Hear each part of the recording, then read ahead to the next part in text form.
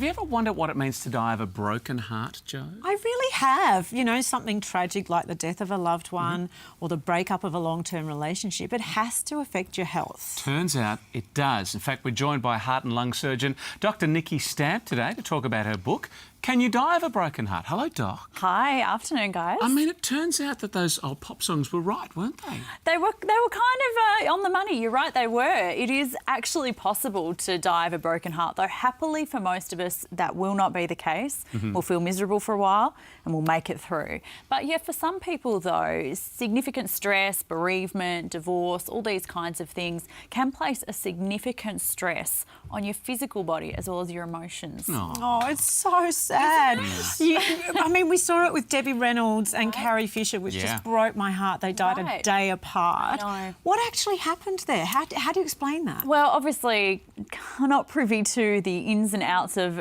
that particular case, but Debbie Reynolds apparently passed away of a stroke. So when you experience bereavement, stress, natural disasters even, what happens is your emotions kick off this huge cascade of hormones like cortisol and adrenaline, and that essentially places an incredible stress on your body, particularly if you have any underlying conditions such as heart disease or predisposition to strokes. So it is something that you have to be aware of, and self-care is very, very important all of the time, but also especially when you're under stress.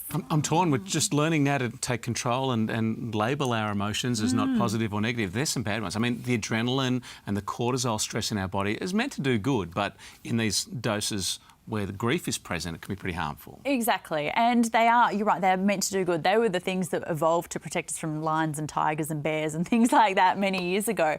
But now what we're left with is the hangover from that, particularly in modern life, which is stressful, and heartbreak, unfortunately, is inevitable.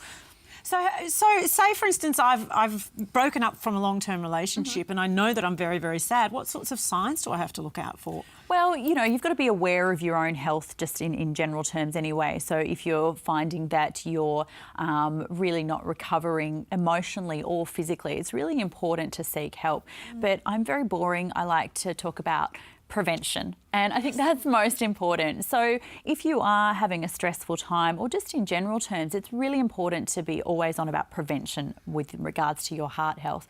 So diet, eating a healthful diet, exercise, and staying connected. It's the opposite of being disconnected. Well, and they're all the things that I find I don't do when I'm sad. You don't? You know, I'm eating ice cream, I'm sitting on the couch eating Doritos, watching movies. I'm not out exercising. No, of course you're not. And it is so true. It's one of those things that we all turn to, isn't it? When we're sad, we destroy a bucket of ice cream or a family block of chocolate. We're eating our feelings. We are eating our feelings.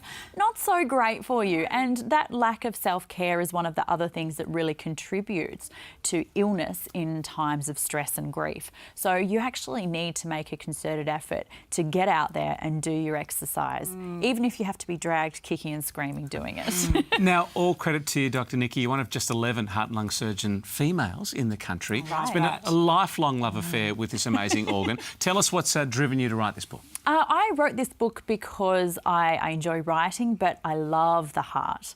And what I wanted to do was show people what I see every day and just how amazing it is. It's not telling you what to do, it's not prescriptive, it's about just demonstrating the amazingness of our own bodies. And I hope that when people read it, they will just fall in love with themselves and and just look after themselves because of it. Oh, you've inspired me to do exactly that. Oh, good. Everyone doing that on their Instagram photos. Everybody, yes. So nice to have you come in today. Thank the book you. is out now. Can You Die of a Broken Heart? The lovely Dr. Nikki Stamp here.